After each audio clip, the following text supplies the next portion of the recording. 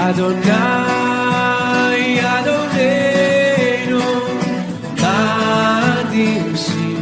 수고하고 무거운 짐진들아 다 내게로 오라. 내가 너희를 쉬게 하리라. 이렇게 말을 했죠. 수고하고 짐진들아 내게로 오라. 이 수고한다는 것이 무엇을 얘기를 할까요? 여기 봤더니 힘써 일하다, 노동하다 이런 뜻을 갖고 있더라고요. 그리고 한숨 짓다 이런 뜻도 갖고 있어요. 우리가 일을 하면 되게 힘이 들고 참 벅찰 때가 있어요. 내 짐이 무겁다는 느낌이 들 때가 있어요. 정말 이런 주님의 일을 열심히 하고 세상 일도 열심히 하는데 허무한 것 같아요. 즐거움도 없는 것 같고 기쁨도 없는 것 같고 가도 끝이 없고 무거운 짐으로만 자꾸 눌려지는 것들이 있게 되고 나도 모르게 때로는 한숨이 섞여져 나올 때가 있고 이것이 무엇인가 하는 그런 생각이 들 때가 종종 있습니다. 저 역시도 그런 것들이 밀려올 때가 있습니다. 그래도 주의 사명이니까 우리가 가야 하기에 묵묵히 갑니다. 근데 그 원인을 어디서 찾아야 되고 어떻게 해야 되는 것을 우리가 알아야 되는데 그것이 뭐요? 옛 바깥 종교행위, 그 광야를 돌기 때문에 그렇다는 거죠. 결과만 보고 쫓아가기 때문에 이 내용, 이 속마음이 변해야 되는데 이 겉이 변하는 게 아니라 이 안의 내용이 바뀌어야 되는데 이게 안 바뀌고 있다는 거예요. 그러니까 이스라엘 백성들이 광야에서 40년 동안 돈 이유가 왜 40년을 돌았어요? 그 애굽에서 종살이 하던 그 습관, 그렇죠? 그 종살이 그 습관을 빼기 위해서 40년을 돈 거란 거죠. 일주일 길을 남겨놨는데 매일 그 앞에서 다시 이렇게 도는 것을 보게 됩니다. 하나님께서는 이스라엘 백성에게 통해서 아브라함을 통해서 너희가 무별같이 빛나게 해주시겠다 그랬었어요. 근데 그것이 바로 이루어졌나요? 아니에요. 400년 넘게 걸렸다는 것을 창세기 14장에 기록이 되어 있죠. 너희가 400년 동안 종살이 할 것이다. 그 400년 동안 무엇을 했냐는 거예요. 60만 대군을 준비한 것을 보게 되고 그리고 가나안 땅은 우리는 뭘로 비유해요? 천국을 비유를 하죠. 그 천국을 여호수아가 그 가나안 땅에 들어갈 때 아무도 안 살았나요? 7부족이 살고 있었다는 거예요. 그 예루살렘의 성전이 거기에 있는데 그 예루살렘의 성전도 뺏은 거라는 거예요. 천국도 침노한 자락과는 그걸 뺏어야 된다는 거예요. 근데 여호수아가 들어갈 때 이미 7부족이 살고 있었다는 거예요. 신명기 7장 1절에 잘 기록이 되어 있죠. 그 7부족을 뭐요? 그것을 정복해야 된다는 거예요. 그러면 우리가 예수를 믿었어요. 그럼 예수를 믿었는데 내 안에 7부족이라는 게 살고 있었다는 거예요.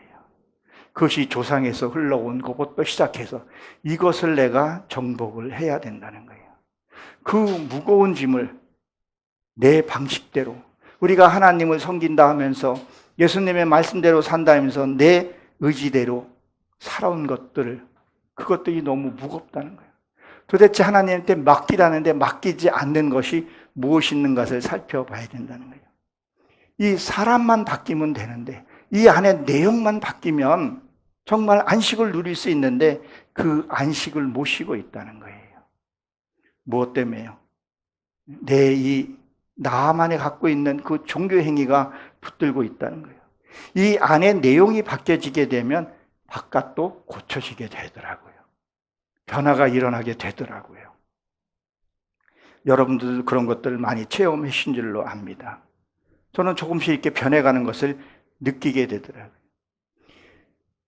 저도 얼마 전까지만 하더라도 이게 움직이는 종합병원 같았어요. 고지혈증에 콜레스테롤이 높고 그랬는데 이게 정상으로 다 떨어졌더라고요. 단 하나 당뇨만 그것만 지금 하나님 붙들고 계시는 것 같은데 안의 내용이 바뀌어지니까 모든 것이 믿어지고 행하게 되고 따르게 되더라는 거예요. 그러니까 바깥도 편해지게 되는 거죠.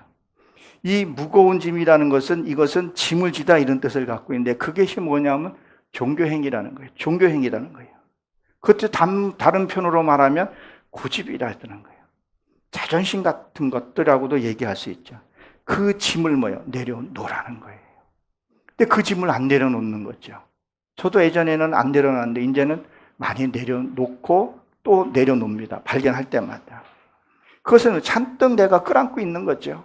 마태복음 6장 27절에 보게 되면 너희 중에 누가 염려가 길 한 자라도 잘할 수 있겠냐 그랬거든요. 우리는 자기 생각으로 신앙생활하고 내 생각으로 자꾸 하는 경우들이 있다는 거예요. 이것을 내려놓으라는 거예요. 이것을 내려놓는데 고린도후서 4장 6절에 보게 되면 어두운 데서 빛을 비춰라. 이 나의 생각이 무지예요. 이 무지 속에 빛을 비추라는 거예요. 하나님의 말씀을 비추라는 거예요. 그 빛을 비추었을 때 내게 지혜가 열려진다는 거예요. 그래서 영광의 빛을 비추라는 거예요. 그 보배로운 그릇, 4장 7절에 보면 우리가 그 보배로운 질그릇을 가졌으니 이 보배로운 질그릇이 뭐예요? 하나님의 보배로운 질그릇, 그 말씀을 당했으면 무엇이냐는 거예요. 우리 하나님 은혜로 살아가는데 고린도후서 4장 8절에 보게 되면 우리가 우겨싸움을 당하여도 낙심하지 않고 하나님을 향해 갈 수 있다는 거예요. 이 그릇에다가 무엇을 담아놨냐는 거예요. 너는 나를 믿으라 그랬거든요. 너는 나를 따르라 그랬거든요. 이것을 내가 갖고 있어야 된다는 거예요. 내가 안에 하나님 말씀이 갖고 있어야 된다는 거죠. 이 하나님께서 이 원인적인 그 것만 고쳐지면 내 안에 이 심령이 바뀌어지고 하게 되면 하나님 해주시겠다는 거예요. 예수님이 내 안에 오셔서 주인이 되어 주시겠다는 거예요. 그러면 하박국의 2장 18절에 있는 말씀처럼 나는 아무것도 가진 것이 없으나 주로 말미암아 내가 기뻐한다. 세상의 환경하고는 아무 상관없이 뭐예요? 내가 기뻐할 수 있다는 거예요. 근데 그 주님이 모든 것을 내가 주님한테 맡기면 하나님이 그걸 주시겠다는데 이 안에 그 주님이 계시지 않게 되면 다 힘이 들고 고통스럽게 느껴지게 된다는 거죠. 그리고 뭐라 그래요? 너 이거 쉬게 하라 했어요. 쉬게 한다는 것은 뭐냐면 휴식하다 이런 뜻을 갖고 있어요. 휴식하다. 안식을 지키는 것이 아니라 안식하라고 하나님은. 주일날 예배 드리고 우리가 이거 마땅히 해야 되지만 진짜는 뭐예요? 안식하라는 거예요. 안식일을 지키는 것이 아니라 하나님은 안식하라고 우리에게 주은 것을 보게 됩니다. 여러분 안식일을 지키십니까? 안식을 하고 계십니까? 여러분 안식을 하셔야 돼요. 주님 안에서 안식을 해야 돼요. 사춘기 때까지는 어린아이가 부모 밑에 있을 때가 가장 행복하고요. 가장 좋은 시절이더라고요. 우리도 하나님 안에 있을 때가 가장 행복하고 좋은 시절이라는 거예요. 하나님의 말씀을 묵상하고 그렇게 해야 합니다. 하나님의 말씀대로 우리가 살아야 된다는 거죠. 지난번에 봤더니 아가서 1장 8절을 봤더니 거기에 봤더니 이 솔로몬이 그 술람미 여인을 이렇게 만나는 과정들이 이렇게 참 나와요. 참 멋진 장면들이 그 어떤 러브 스토리 같은 거죠. 러브 스토리 같은 것을 이렇게 보게 되는데 이 술람미 여인이 오늘을 보니까 양치는 여자였더라고요. 양치는 자였는데 그가 뭐라고 되어 있냐면요. 아가서 1장 7절에 보면 양떼를 먹이는 곳에 정오에 쉬었다 이런 말을 갖고 있어요. 정오는 무슨 것을 얘기를 할까요? 해가 딱 머리 위에 이 정수리 위에 있을 때를 얘기하거든요. 그러면 해는 우리가 무엇을 상징해요? 하나님을 상징하기도 한단 말이에요. 빛을 상징한단 말이에요. 그럼 빛이 정오에 비치게 되면 그림자가 있어요, 없어요? 그림자가 없어요. 그러면 내 자아가 죽었다는 얘기를 하는 거예요. 말씀이 정확하게 내 위에 이 정수리 끝에 비치게 되면 그림자가 없어요. 그림자가 없다는 것은 나의 생각이 없다는 거예요. 온전히 하나님한테 맡기고 그 앞에서 나오는 것을 보게 됩니다. 그리고 이 정오에서 만난 사람이 또 누구예요? 사도 바울도 어땠어요? 다메섹에서 정오에 만났다 그랬고, 사마리아 여인도 물길로 가서 정오에 만났다 그랬거든요. 그러니까 이 정오라는 그 개념이 어떻게 보게 되면, 우리 그걸로 보게 되면 뭐예요? 뜨거운, 그렇죠? 가장 뜨겁고 강렬할 때예요. 하나님의 말씀이 강렬해야 돼요. 뜨거워야 돼요. 그럼 뜨거우면 뭐예요? 다른 세력이 두려우질 못해요. 가장 뜨거운 뭐예요? 모든 어둠의 세력들이 물러가게 된다는 거죠. 거기서 쉬어야 된다는 거예요. 전도서에서 보게 되면 빛은 참으로 좋은 곳이되 그 빛을 바라볼 때 자기는 기뻤다. 그렇게 솔로몬이 얘기를 해요. 어떻게 우리 저 태양의 빛을 볼 수 있겠어요? 내가 말씀을 볼 때는 세상 그 힘들이 사라져가는 거예요. 내가 염려되고 슬픔이 있고 있을 때 말씀을 보게 되면 그 염려들을 하나님께 맡기게 된다는 거예요. 그리고 이 솔로몬이 이렇게 성경을 이렇게 좀 보게 되면 그 술람미 여인이 그 엄마는 하나인데 아버지가 다른 아버지가 있게 되는 모습을 보게 돼요. 근데 거기에 보게 되면 8절인가 보게 되면 오빠의 형제의 그 양치능으로 인해서 내가 양을 못 쳤구나 하는 것을 발견하게 돼요. 자기를 돌보지 못했다는 것을 보게 돼요. 우리가 이 신앙생활을 하면서요, 내가부터 은혜를 받아야 돼요. 이 말씀을 전하는 사람도 내가 먼저 은혜를 받아야 돼요.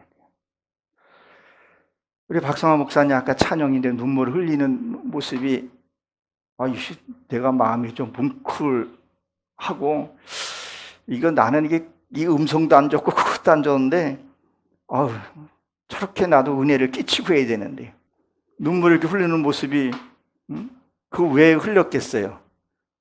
사나이 대장부는 3번 울면 된다 그러는데 이제 다 울은 것 같아요. 눈물을 흘려내. 먼저 본인의 은혜를 받아야 돼요. 내가 은혜를 받아야 남을 의리 끼칠 수 있어요. 내가 내 자신을 사랑해야 남도 사랑할 수 있다는 것을 우리는 잘 알고 있습니다. 내가 나를 사랑해야 돼요. 그러니까 술람미 여인이 무엇을요? 오빠들의 그 목장을 지키냐고 자기 것을 못 지켰다고 얘기를 해요. 그러니까 남 돌보다가 자기를 못 보는 거예요. 제가 부흥 집회를 다니면서 이렇게 보게 되면 많은 목사님들이 성도들 때로는 눈치 보냐고 전전긍긍하다가 본인이 마음이 상하는 것을 내가 가끔씩 봐요. 여기 만지고 저기 만지다가 이 목사 자신이 너무 상처를 많이 보는 것을 제가 봅니다. 그래서 이런 말을 하죠. 목회 끝나고 나서 시골길을 이렇게 가는데 호박 하나를 이렇게 보더니 발로 툭툭 차보니까 호박이 썩어 있길래 아이고 너도 목회했냐? 너도 속이 다 썩었구나. 그런 말이 있어요. 근데 하나님의 말씀이 째해지고 그 은혜를 잊게 되면 같이 은혜를 받게 되는 것을 알게 됩니다. 술람미 여인은 잘 한번 보세요. 1장 한번 보게 되면 빛을 쬐었다 그랬어요. 하나님의 말씀을 쬐었기 때문에 검은 사상이 드러나요. 그러니까 빛을 쬐었다는 것은 무슨 얘기를 하냐면요. 내 육의 것이 다 드러난 거예요. 내 그 가려졌던 그 가면 쓰고 있던 것들이 드러나게 됩니다. 그래서 하나님의 말씀을 진짜 하나님의 말씀이 정오에 쬐어보게 되면 그 말씀이 내가 비춰보게 되면 내가 죄인이었구나. 나는 진짜 구원받지 못했던 자였구나. 그리고 그 장면들을 시로 표현하는데 어떤 사람을 사랑하는 것을 표현하는데 나를 보게 되더라고요. 술람미 여인은 정말 순수한 사람이더라고요. 양치는 사람이에요. 지금도 이게 농부가 일하는 사람이 참 순진해요. 솔로몬도 찾고 이 술람미인도 나중에 궁으로 돌아다니면서 찾고 이런 장면들이 나오죠. 3장 이후에 보게 되면 서로가 찾는 거예요. 주님도 그런 순수한 사람을 찾고 있더라고요. 그러니까 내가 순수해야 하나님을 만날 수 있다는 것을 보게 됩니다. 오늘도 보세요. 그 무거운 짐을, 너희가 무거운 짐을 지고 있는 것을 내게 가져오라고 지금 얘기를 하고 있죠. 그리고 뭐냐면 29절에 보니까 나는 마음이 온유하고 겸손하니 나의 멍에를 메고 내게 배우라. 그리하면 너의 마음을 쉼을 얻으리라 그랬었어요. 여기 나는 주님을 가리켰어요. 주님은요, 사랑 그 자체예요. 주님은요, 온유함 그 자체를 가리켜서 얘기를 하는 거예요. 여러분들에게도 그런 것을 주고 싶어 하신다는 거죠. 평화와 자유를 여러분들에게 주시고 싶은 거예요. 그 멍에를 너희가 매라는 얘기예요. 빌립보서 2장 5절에 보게 되면 이렇게 기록되어 있습니다. 너희는 마음을 품으라. 곧 그리스도의 마음 품으라. 늘 그리스도의 마음을 품으라는 거예요. 환경을 좀 보지 말고. 환경은요, 죽일 듯이 달려듭니다. 너무 무서워요. 어떻게 피할 길도 없는 것 같아요. 그리고 외통 길로만 갈 수밖에 없는 그 길로 가게 된다는 거예요. 그리스도의 마음을 품고 가라는 거예요. 주의 마음을 품으라는 거예요. 그럼 평화가 내 안에 이루어진다는 거죠. 이 내가 용서해주고 화합하는 것은요, 내 마음대로 안 되더라고요. 주님이 내 안에 계셔야지.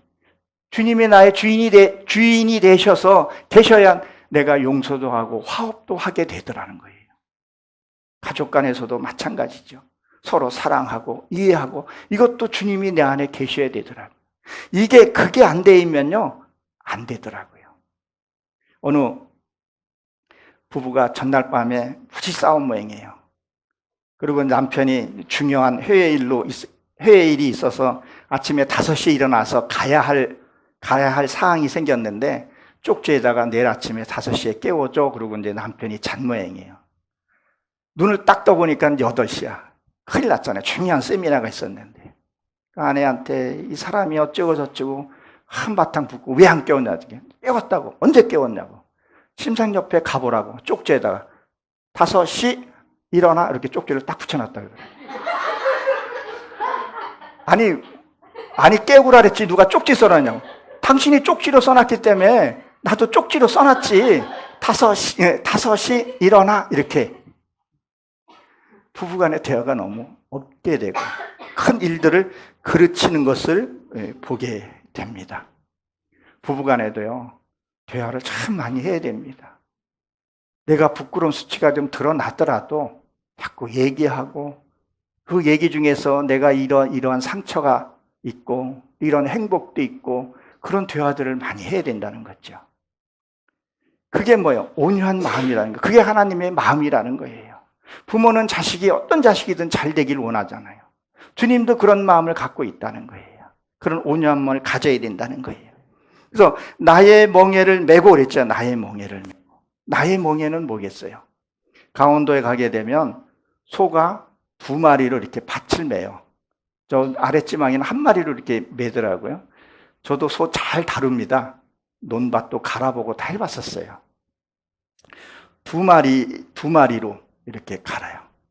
그러면 나의 멍에를 메. 주님의 그 멍에를 메라는 거예요. 마음 땅을 기강하라는 거예요. 나의 멍에를 메우고 뭐 하라는 거예요? 배우라는 거예요. 배우라는 거예요. 배운다는 것은 남아드라 그러는데 배우다, 익히다, 훈련하다 이런 여러 가지 뜻이 있습니다. 익숙해지다 이런 뜻도 같이 갖고 있거든요. 하나님의 말씀을 배워야 합니다.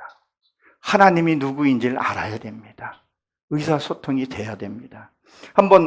우리 요한복음 6장 45절 한번 보겠습니다. 뭐라고 기록이 되어 있는가 한번 찾아보도록 하겠습니다. 요한복음 6장 45절입니다.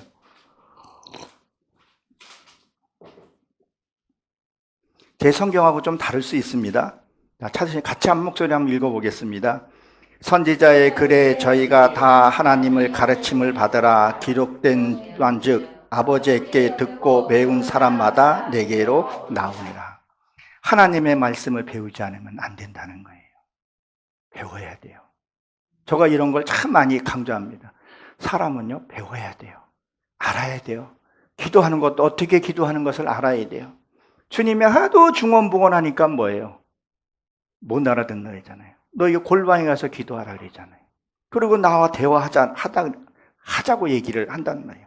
사랑하는 법도 배워야 합니다. 온유한 마음도 다 배워야 돼요. 세상 것도 배워야 돼요. 모세도요, 세상 거 배웠잖아요. 궁에 들어가서 세상 말하는 거 배웠잖아요. 모세도 배우고 다윗도르고 다 배웠어요. 배워야 돼요. 어떻게 하는가 배워야 되고 도전하고 실패하고 깨지고 거기에서 경험과 체험이 나온다는 거예요. 배워야 된다는 거예요. 누구랑요? 주님의 말씀을.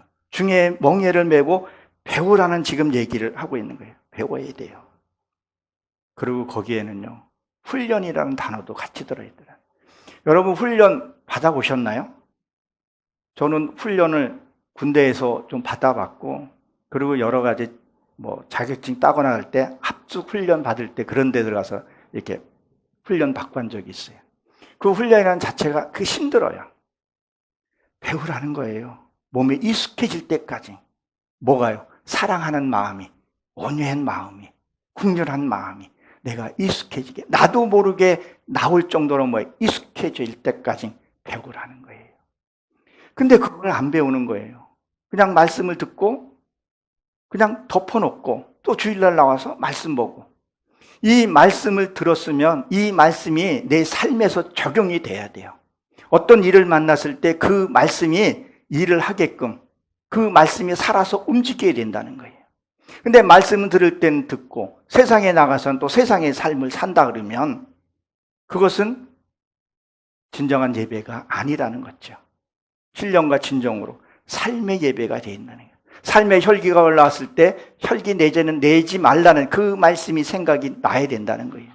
우리 한번 말씀을 한번 더 찾아보겠습니다. 디모데 후서 신약, 디모데 후서 3장 14절입니다. 페이지수는 346페이지입니다. 거기에 뭐라고 또 기록이 되어 있나요? 다 찾으셨나요? 한번 같이 읽어보겠습니다. 그러나 너는 배우고 확실한 일에 거하라. 내가 네게 배울 것을 알며. 뭐라 그래요? 배우라는 거예요. 그리고 확실한 일에 배우라는 거예요. 알아야 돼요. 우리가 성경을 보면서 이 성경을 읽을 때, 마태복음을 읽을 때는 하나님 이 마태복음 그 영감을 저에게도 하나님 허락하여 주시옵소서. 난 무지해서 이 성경을 봐도 깨닫지 못하고 들어도 알지 못하오니 성령님께서 알려주시옵소서. 내게 이 들려줄 수 있는 그 있을 때 감동으로 썼사오니 내 이 귀에도 그 감동을 내게 주셔서 알게 해 주시옵소서. 알고 깨닫는 것을 삶으로 나올 때까지 하나님 나를 도와주시옵소서. 이거를 확실한 일에 거하라는 거예요. 누구한테 배우냐가 또 굉장히 중요하다는 거예요. 신천지에게 배우면 신천지 말을 할 것이고, 통일교회에 가서 들으면 통일교회 말을 할 거라는 거죠. 여러분들은 누구한테 배우냐는 거예요. 하나님께 말씀을 배워야 된다는 거예요. 사도행전 18장 24절 이하에 보게 되면 그 아볼로라는 사람이 알렉산더에서 태어나서 설교를 쭉 하죠. 근데 브리스길라가 아굴라가 그 설교하는 걸 듣고 내려왔을 때 뭐라 그랬었어요? 다시 한번 성경을 풀어줬어요. 그랬더니 그 아볼로라는 사람이 지금으로 말하면 목사잖아요. 목사가 뭐라 그랬었어요? 목사에게 다시 가르쳤어요. 그는 누구한테 배웠다고요? 마지막 선지자 그 세례 요한한테 말씀을 배웠다는 거죠. 그리고 그 말씀을 듣고 나서 예수는 그리스도라고 증거를 했어요. 반드시 예수는 그리스도가 증거가 되어야 된다는 거예요. 그러니까 예수님이 뭐라 그랬었어요? 내가 가야 다른 보혜사를 보내준다 그랬었죠. 내가 가야 다른 보혜사를 보내주셔서 그 보혜사를 받게 되면 뭐예요? 요한복음 16장에 보기에는 죄에 대해서, 의에 대해서, 심판에 대해서 하나님이 해결해 주시겠다는 거예요. 이 죄라는 것을 우리가 이게 잘 모를 때가 너무 많아요. 저도 이 죄라는 것을 이 율법적으로 종교행위로 이것을 내가 갖고 가면 죄라고 생각을 했는데, 남을 미워하는 것도 죄예요. 판단하는 것도 죄예요. 하나님을 믿지 않고 불신하는 것도 죄예요. 낙심하는 것도 죄라는 거예요. 마음으로, 이 마음의 죄가 더 크다고 얘기를 하잖아요. 그거에 대해서 하나님이 해결해 주시겠다는 거예요. 뭐예요? 내 안에 성령이 오시게 됩니다. 그 성령을 받으라고 요한복음 22장에 보게 되면 숨을 내쉬면서 뭐예요? 성령을 받으라고 얘기를 한 것을 우리가 잘 알고 있을 겁니다. 그 안에 하나님이 일을 하시게끔 그것을 우리가 신앙을 가져야 된다는 거예요. 그리고 뭐라 그랬죠? 너희 본문에 다시 돌아서 너희 마음을 쉼을 얻으라 했어요. 이 마음이 넷핏이 내 생명이에요. 이 영이 안식을 얻어야 된다는 거예요. 이 영이 안식을 얻어야 되는, 이 안식을 얻으라는 게 얻으라는 것이 인지하다 이런 뜻을 갖고 있어요. 하나님의 뜻을 아는 것을 얘기를 해요. 가장 무서운 게요, 스트레스라고 그러잖아요. 제가 절친이 하나 있습니다. 중마고 어저께 통화를 했는데, 용종이 뭐 5-6개가 생겼다고 그런 얘기를 듣고 참 한참 기도를 했어요. 근데 환경이, 그 친구의 그 환경이 쏙 이렇게 좋지는 않더라고요.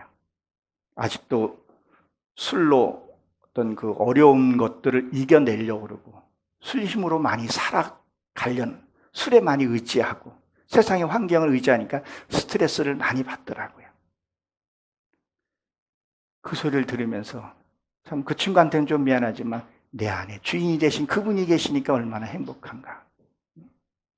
제 아내도 힘든 일을 하면서 마음은 편하다는 거예요.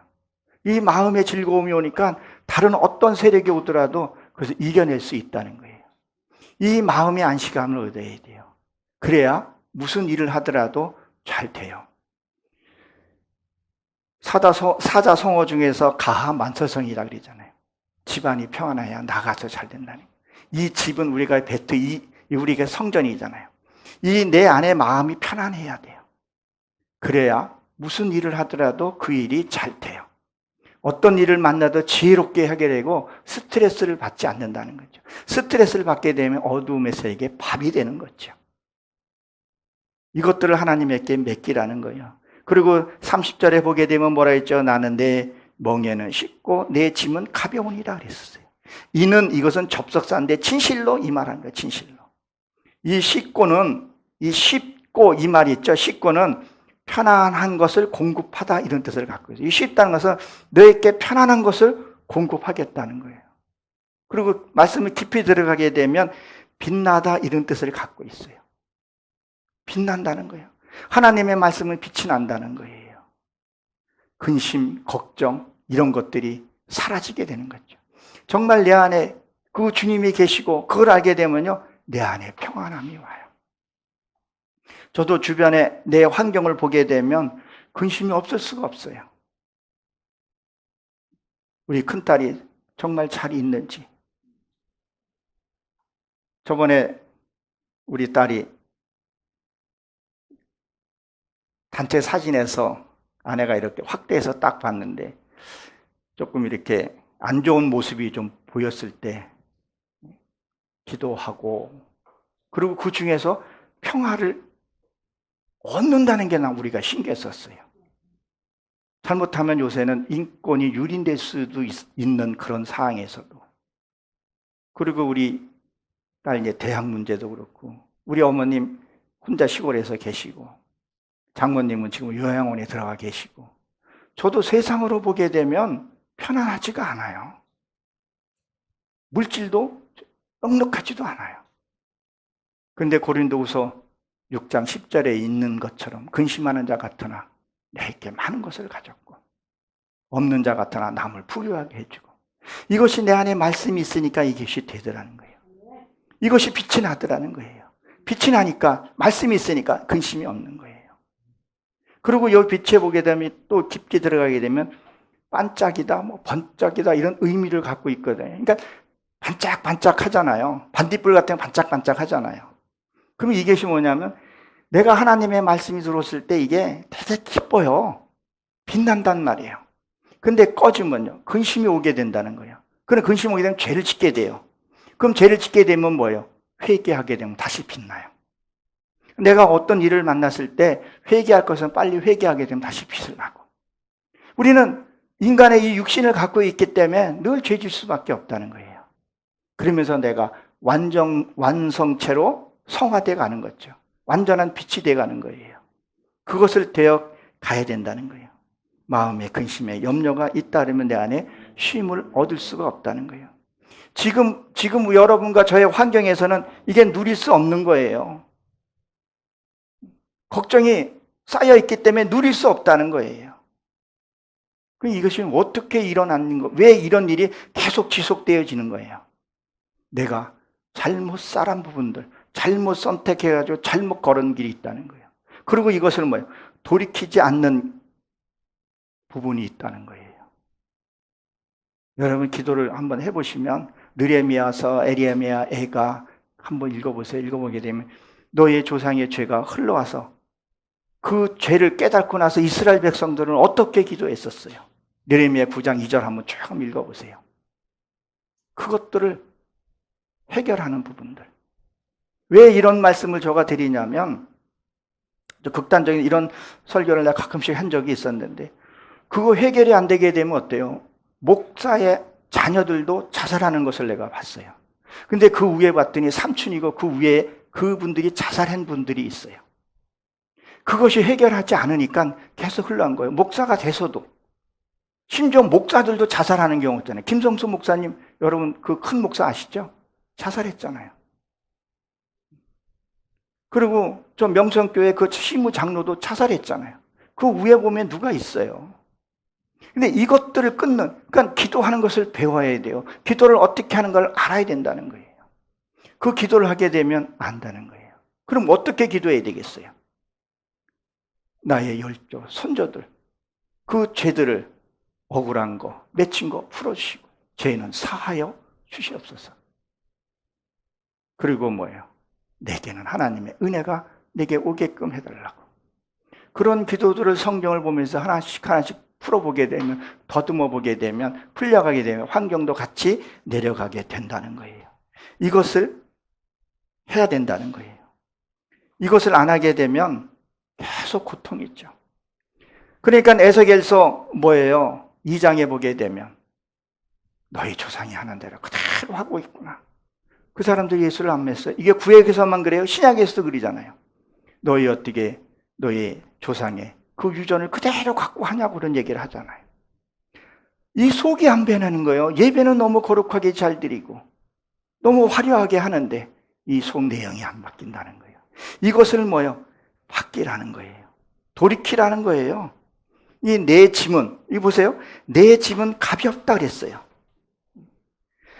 이 성경에 보게 되면요, 하나님이 아무것도 하지 말라는 얘기가 아니라 내 짐을 지라는 거예요. 내 짐. 너의 짐, 그 근심과 염려 이런 것들은 내게 가져오고 하나님께 다 맡기라 했잖아요. 하나님 나 이런 근심이 있어요. 하나님 이걸 맡아주세요. 그리고 하나님의 그 온유함으로 내게 그 짐을 지라는 거예요. 배우라는 거예요. 내 짐은 가볍다는 거, 아무것도 하지 말라니까 배우라는 거예요. 그냥 있으라는 것이 아니라 내가 행하며 살면서. 그러니까 환경은 힘든 거 우리가 피할 수 없어요. 그러나 이 마음, 이 생각만큼은 진짜 평화와 기쁨이 있어야 된다는 거예요. 이게 없으면 안 된다는 거죠. 천국이 어디 있다 그랬었어요? 저 넘어 죽어서 찾는 저 하늘을 우리가 바라보나요? 아니잖아요. 여기 있다 저기 있다 어디 있다 그랬었어요? 너희 심령 속에 있다는 거예요. 그 천국은 어떤 곳이에요? 이 에덴이라 그러는데 평안이에요. 기쁨이라는 거죠. 그 천국은요, 그 기쁨 그 자체라는 거예요. 근데 이 안에 날마다 시끄럽고 이 날마다 근심이 염려가 되고 그것이 굴러가서 더 커지면 어떻게 되냐는 거예요. 그러면 우리에게 맡긴 그 짐은 뭐냐는 거예요. 이 짐은요, 제사장의 직분이라는 거예요. 여러분들이 각자에 다 제사장의 직분을 주셨어요.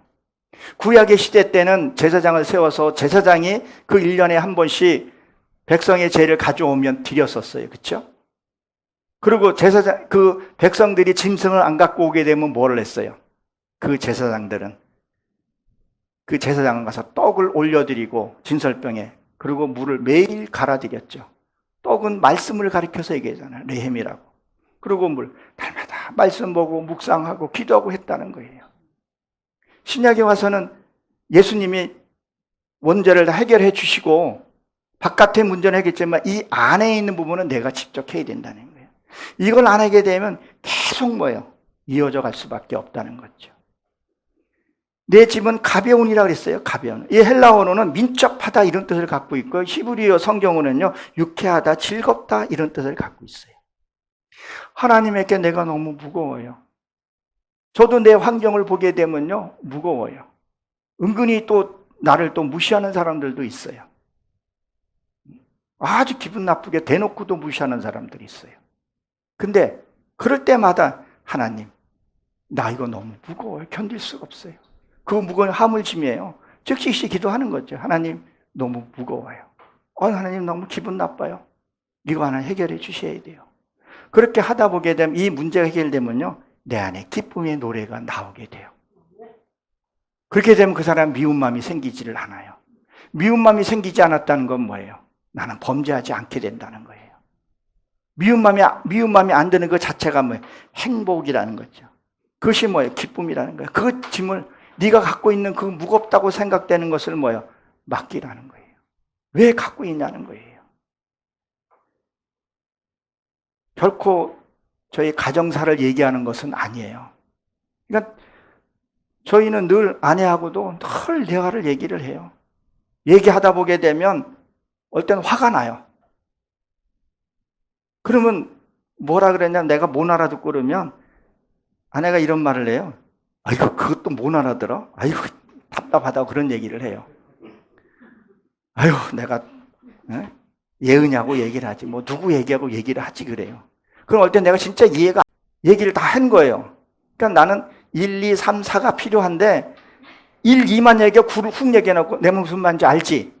아니 몰라 그러면 아이고 답답하다고 그런 얘기를 해요. 그러면 또 그게 또 저게 받아주면 괜찮은데 아이고 저리 비켜! 뭐 내가 하고 말지 뭐 이렇게 나와버리면 싸움이 되는데 그래도 계속 물어보죠. 왜 1, 2, 3, 4가 빠졌니? 1, 2, 3, 4가 연결이 안 된다고.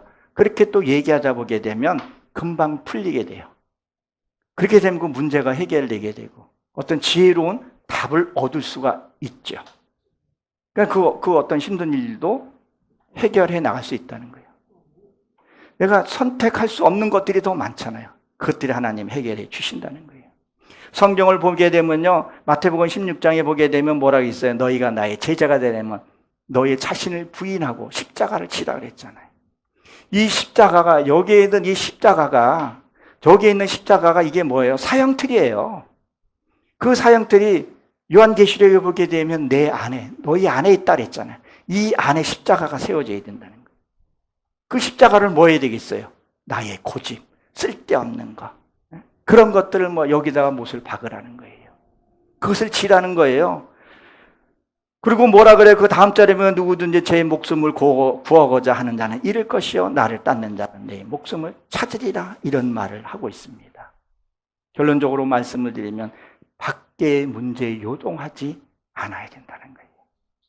우리는 자주 그 요동하는 거에 부딪히고 길을 잃고 헤매게 된다는 거죠.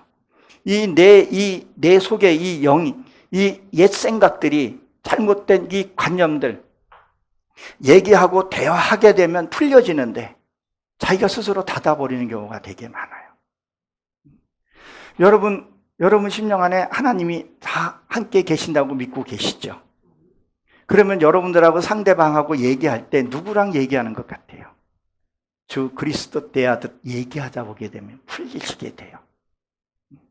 그 내 영이 이게 새롭게 돼야 된다는 거예요. 그러니까 저희도 기도하는 부분들이 시편 말씀을 한번 쫙 보게 되면 다윗이 얼마나 멋진 기도들을 많이 했는지 몰라요. 시편 51편에 보게 되면 거기에 뭐라고 기록이 되어 있어요? 정한 마음을 창조하시고 내 안에 정직한 영을 새롭게 하옵소서. 내 안에 이 잘못된 이 옛 생각들 그것들을 던져버리라는 거예요. 내려놓으라는 거예요. 때로는 그게 너무 부끄러울 수도 있어요. 때로는 너무 속상할 수도 있다는 거예요. 그게 뭐예요? 상대를 통해서 내가 내려놓는 거죠. 그리고 뭐예요? 새롭게 되달라고. 이것들을 여러분들이 체험해보고 경험해보게 되면요, 알게 돼요. 아, 이게 하나님께 맡기는 거구나. 꼭 기도해서 우리가 이렇게 해서 맡기는 거지만 그 대화하다 보게 되면 해결이 생겨요. 그걸 알게 돼요. 아, 저 사람이 지금 내 얘기를 들어준다는 것은 뭐예요? 그 사람이 화를 내면 그건 안 되지만 그 사람이 얘기를 들어준다는 것은 그 사람이 나 위해서 중복이 되면서 그게 해결되는 부분들이 있어요. 그것을 해보라는 거죠. 그리고 날마다 그것이 해결될 때마다 뭐야? 나를 새롭게 창조하여 주시옵소서. 그런 것들이 있어야 된다는 거예요. 우리가 이제는 2022년이 이제 밝아오고 있잖아요. 조금 있으면. 오늘 또 30일 날 마지막 날 또 초대를 받아서 또 장기자랑하러 또 온서부터 또 부지런히 또 연습해서 와서 그래서 1등해서 내 상 받아 가려고 내가 1등을 할 겁니다. 그 무거운 짐 우리 한번 주님한테 다 맡기고 하나님의 주시는 그 기쁨, 그 새로운 짐, 새로 창조하는 그걸로 우리 주님 앞에 서서 2022년에는 이 빈자리가 좀 없고 우리 박성환 목사님이나 사모님이나 증축하는 그 고민, 선한 고민을 하시기를 주의 이름으로 축원합니다. 기도합니다. 하나님, 저희를 사랑해 주시고 축복해 주심을 감사합니다. 우리의 무거운 짐, 그 무거운 짐을 지고 있으면서도 그 짐인조차도 의식조차 못하는 저희 어리석음을 하나님 용서하여 주옵소서. 이제는 주님 앞에 맡겨오니 하나님께서 받아주시고 우리에게 새로운 영을 새롭게 하여 주옵소서. 우리의 삶의 주인이 되어주신 예수 그리스도의 이름으로 감사하며 기도드렸사옵나이다. 아멘.